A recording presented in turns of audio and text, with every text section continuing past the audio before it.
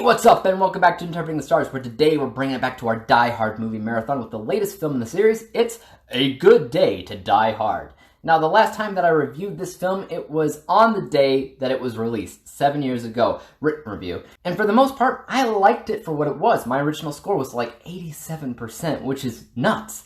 My new score is quite a bit lower than that, so stick around to the end to see that new score. Also, probably this weekend, I'll get a Die Hard series ranking video out there, so mark your calendars. And let's see if I feel a bit of compunction over praising the film when I initially saw it. Let's get cracking. This review is brought to you by the word of the day, compunction.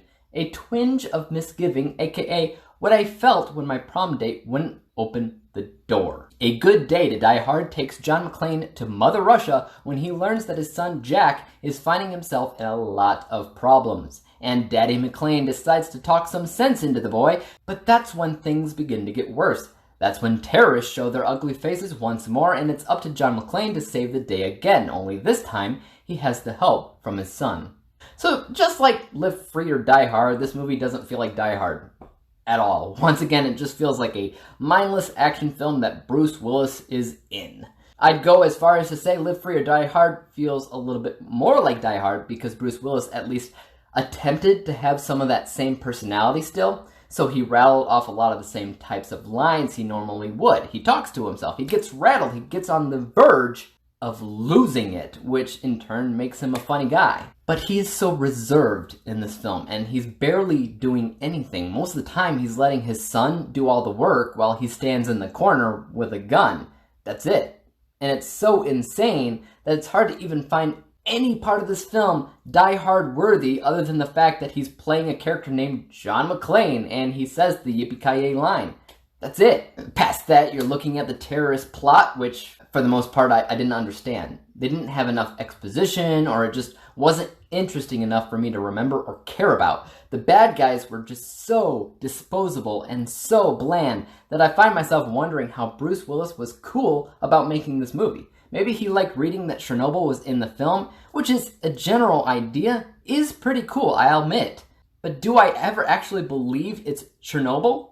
No. It's like this big fat factory in the middle of the night, and that could be shot anywhere. It doesn't even try to do exterior shots of Chernobyl itself, which would have been really cool and would have been more believable. It's just one disappointment after the next. I mean, this film came out 7 years ago. 7. And I couldn't remember anything about it. Not one thing. And you got movies from the 80s that I've seen once and remembered most of the details like it was yesterday. Is there anything that stood out as good? Not really. I can sit here and say, some of the action was good and they definitely made the film that they intended to make, so I'll give it credit where it's due, but that's it. I would actually say that most of this film isn't even that bad. It's just mediocre. There's a lot of safe decisions made that you'll neither find great or terrible, which is probably why I had the most difficulty remembering anything that actually happened throughout the film. It's like they didn't take the time to grow this film into something much more akin to the Die Hard name. They didn't let it fester. Instead, it felt like they made a movie as quick as they could and, hope for the best.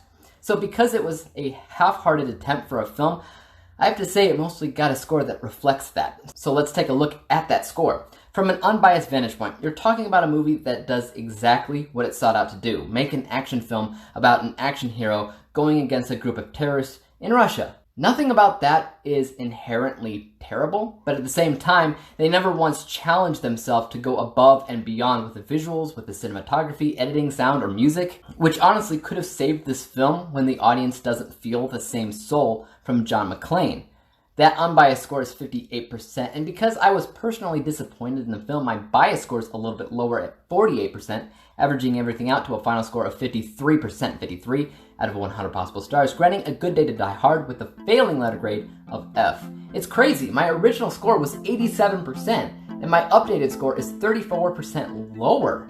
I don't usually see that big of a change. The only thing that I can think of is the fact that I saw it as a part of a binge marathon at AMC theaters, where I sat in the theater for 12 hours straight watching all these movies back to back, and that experience as a whole was a lot of fun, probably influenced my end score. in reality, the movie isn't that great. But I mean, I'd like to hear your thoughts on this film if you enjoyed it. I mean, what do you particularly like about it? Let me know. As for YouTube, you know what to do. Hit the subscribe button if you like this review because there's more like it coming out. Hit the thumbs up button because that always helps out my channel. And don't forget about the little bell icon because that'll help notify you when I come out with my next review. And until then, peace out!